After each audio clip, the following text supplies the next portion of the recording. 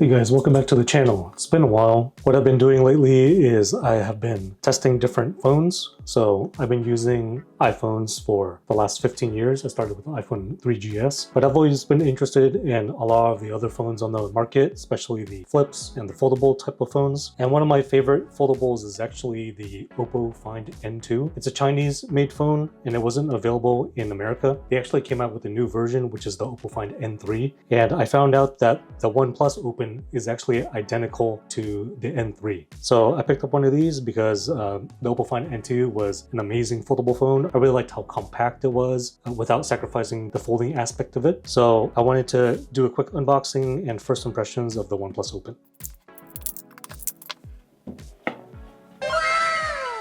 Okay, let's just put the phone aside for now. We have a power brick. Oh, it actually comes with a case too.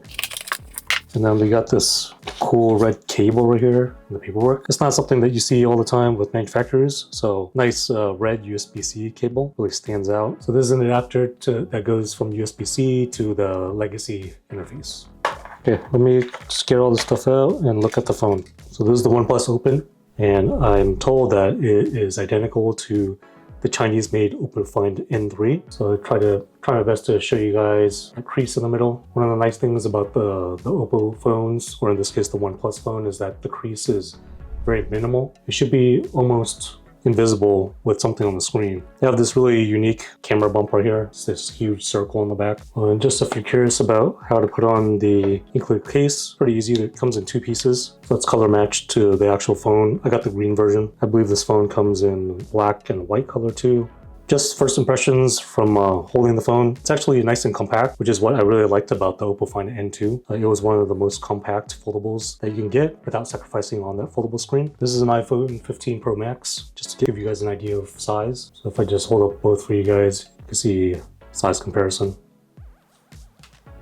One thing that I've heard that a lot of manufacturers have done is that they've eliminated the mute button or the mute switch, but the OnePlus phones still have it. So it has a physical vibrate, ring, or silence switch. So there's actually three positions. And then of course your power, and then your up volume, down volume. It's pretty nice. I'm excited to try this out. All right, so I had a chance to use this phone for about 24 hours now. I wanted to give you guys some initial first impressions. Let's talk about the appearance of the phone first. So overall, if I compare this phone to the Oppo Find N2, it's much larger than the N2. And I actually prefer the size of the N2 versus this OnePlus Open. The N2 was more compact. I felt like it was a lot easier to use one-handed. This one, when it's open, I really feel like it's meant to be used two-handed. On the back, there's a huge camera bump compared to the N2, which means that if you put it down on the table, it tends to rock. So if you want it to not rock when it's sitting on a table, you're probably gonna have to put it screen face down. In terms of the build quality, it's fantastic. It's really premium feeling. When it's closed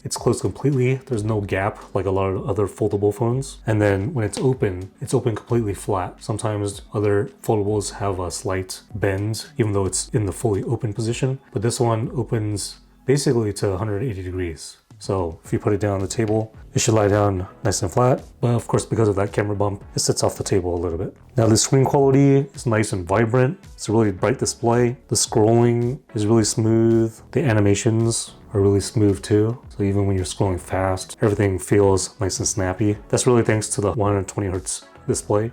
And then finally, just the overall form factor. I really like the flexibility that a foldable phone gives you, but I still find myself using this in just the normal folded position, just like my iPhone 15 Pro Max. So I still need to do some testing with the apps. I've noticed that certain apps don't really take advantage of all this screen real estate. So if you compare something like YouTube, and then I have YouTube on my iPhone as well, when you play both these videos full screen, on these two different form factors, you can see that foldable is slightly larger, but it's not really that much larger compared to like the iPhone 15 Pro Max. So it really depends on the app in terms of whether it can actually take advantage of all this screen real estate. I'm still doing a lot of testing, but when I actually find an app that is actually able to take advantage of all this nice real estate, then it's actually pretty amazing to look at.